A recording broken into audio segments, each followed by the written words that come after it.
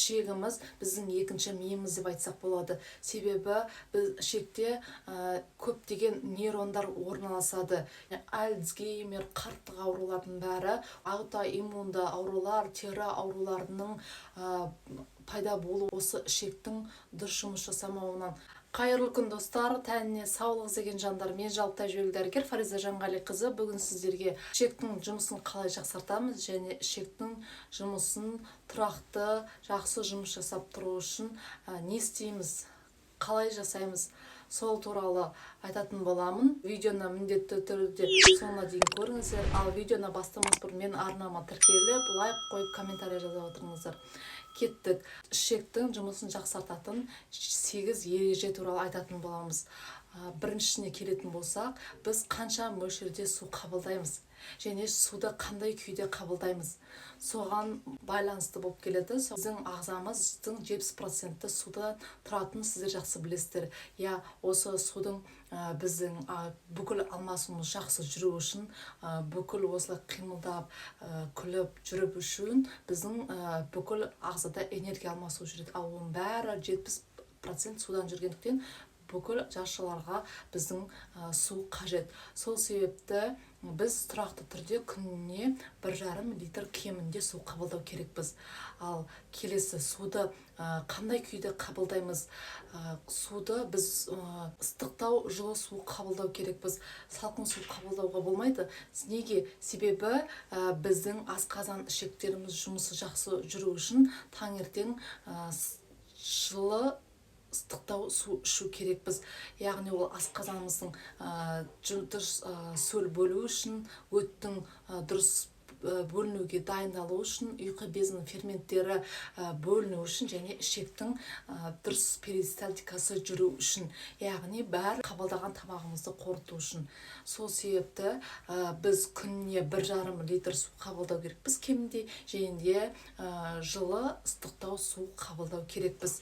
Таңертең күні бойы сондай су қабылдау керекпіз. Ол өттіміздің сұйық түрде ағып жақсы бөліну үшін өте қажет болып келеді. Ал келесі біздің ережеміз, ол біз тамақты қалай қабылдаймыз. Тамақты біз қабылдағанда қандай көңіл күймен қабылдаймыз. Біз тамақ қабылдағанда жүріп жүреміз бе, асығып жейміз бе, соғанда өте байланысты. Біз тамақты жегенде, қабылдағанда отырып тамаққа қарап және соның иісін иіскегенде бізде тамақты жерден алдын аузымыздан сілекей, асқазанымыздың сөл бөлініп, өтіміз бөлінуге дайындалып, ішегіміздің жұмысы жақсарады, яғни жиырылып бастайды. Сол себепті біздің тамақты асықпай және тамақтың бетін, тамаққа қарап және соны аспай жеуге байланысты болып келеді. Және тамақты біз қабылдағанда, жегенде біз оны қанша рет шайнаймыз. Соғанда байланысты өте маңызды.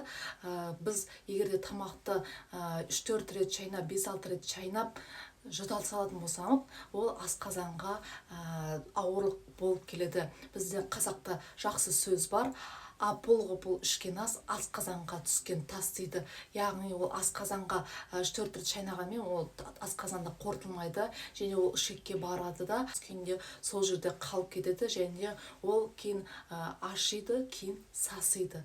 Яғни соның нәтижесінде бір жерде тұрып қалған тамағымызда газ бөлінеді, газ ішегімізді кереді, ішегіміз керігеннен кейін осы диафрагмамыз керіледі. Соның нәтижесінде жеген тамағымыз біздің қайтадан ауызға келіп кекіру сезімдері, қыжыл сезімдері пайда болуының себептерінің бірі болып келеді. Және сол жерде тамақ қорытылмаса, басқа да бактериялардың, гельминттердің, яғни құрттардың көбеюіне де пайдасын тигізеді.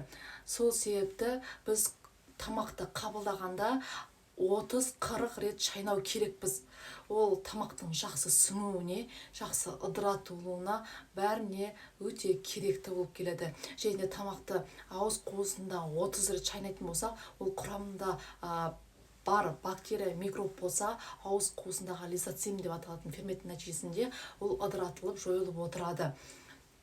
Және біздің осы тамақты қанша рет шайнауымыз өте маңызды. Себебі біз осы шайнау нәтижесіндегі бетіміздің бұлшықеттері және де мойынның бұлшықеттерінің қимылдап, сол нәтижесінде мойында осы көбелек тәрізді орналасқан қалқанша безінің жұмысын да жақсартамыз. Қалқанша безінің жұмысы білеміз, біздегі бүкіл зат алмасу процеске қатысады, біздегі энергия алмасуына қатысатын. Осы энергия, егер де денеміз тоңып жүретін болса, онда энергиямыз аз болатын болса, ол қалқанша безінің жұмысының дұрыс жасамайтын белгісі болып келеді. Және де келесі біздің белгіміз ол тамақты біз қай уақытта қабылдаймыз. Яғни кешкі уақытта 7-8-ден кейін тамақты қабылдауға болмайды. Себебі 7-8-ден кейін біздің ішегіміздің жұмысы дұрыс атқарылмайды, дұрыс жиырылмайды, дұрыс жұмыс жасамайды. Сол нәтижесінде қайтадан тамақ түседі, бірақ ол ыдырамайды. Ыдырамайды, бір орында тұрып қалады. Сол нәтижесінде ол ашиды, қайтадан сасиды, бағандегі процестеріміз қайтадан жүреді. Яғни біз 7-8-ден кейін тамақты қабылдауға болмайды. Ол тамақты қабылдасаңыз, бәрібір ол қорытылмайды. Келесі ережеміз біздің дұрыс ұйқымыз болып келеді. Біз қай уақытта ұйықтаймыз? Біз жеткілікті уақыт ұйықтаймыз ба? 11-12-ге дейін біз ұйықтап қалу керекпіз. Себебі біздің асқазан ішек жолының жұмысы осы біздің дұрыс ұйқымызға тікелей байланысты болып келеді.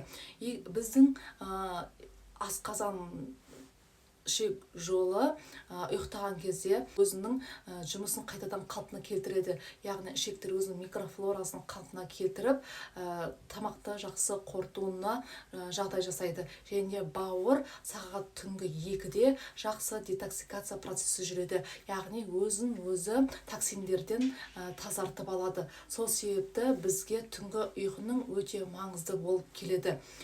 Келесі ережемізге келетін болса, тамақты қалай қабылдаймыз? Біз аламызда етті де, балықты да, тауықтың етін де араластырып, тортты да, пирогты да барын араластырып жеп тастаймыз. Біздің ұйқы безіміз түсінбей қалады, қайсын қорыту керек екенін. Соның нәтижесінде жеткілікті қорытатын фермент бөлінбейді. Фермент бөлінбеген екен тамағымыз ыдырамайды, тамағымыз ыдырамаған екен бағана айтқан процесс қайтадан жүреді. Сол себепті ет қабылдадыңыз ба, онымен қоса клетчатка қабылдап, тамақтың дұрыс қорытылуы үшін жағдай жасау керекпіз. Ал келесі ережеміз келетін болса, ол біздің ағзадағы ішектің жұмысын жақсартатын пробиотиктерді қабылдау. Яғни ішектің микрофлорасын қалпына келтіретін, яғни ішектің қалыпты жақсы бактерияларын тамақтандыратын тағамдық заттар болып келеді. Ол тағамдық заттарға мысалы капустаны жатқызсақ болады, квашеный капуста. Ол ішектің микрофлорасын күшейтеді. Және де жасыл жеміс жидектер, жасыл шөптерді қабылдау, петрушка, укроп секілді жасыл шөптерді қабылдау керекпіз. Ал келесі ережеміз ол біздің асқазанның қабыну процесін тудыртатын тағамдық заттарды қабылдау керекпіз. Асқазанның қабыну процесін туғызатын тағамдық заттарға ол бірінші ішімдік жатады. Ішімдікті мүлде қабылдауға болмайды, ол асқазанның ішек жолдарының жұмысын нашарлатады. Және асқазанның және ішек жолының қабыну процесін тудыртатын біздің жай көмірсулар, яғни оларынан жасалған өнімдер болып келеді. Олар асқазанның печенье, мороженое секілді жай көмірсудан тұратын тағамдық заттары болып келеді. Ішегіміз біздің екінші миымыз деп айтсақ болады. Себебі біз ішекте көптеген нейрондар орналасады.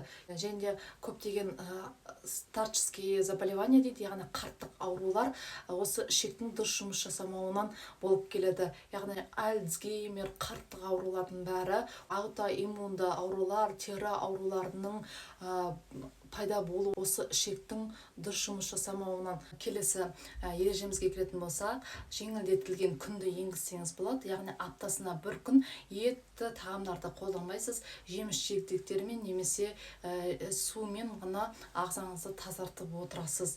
және де соның нәтижесінде ішегіңіздің қайтадан өзінің жұмысын жақсартып алуына мүмкіндік бересіз. Ішек біздің сұлулығымызды сақтайтын, ұзақ өмір сүруге мүмкіндік беретін органдардың бірі болып келеді. Сол себепті ішегіміздің жұмысына бейжай қарамайық, ішегімізбен жақсылап айналысайық. Осымен видеомыз соңына жетті. Мен бұл тақырып сіздерге ұнады және пайдалы болды деген үміттемін.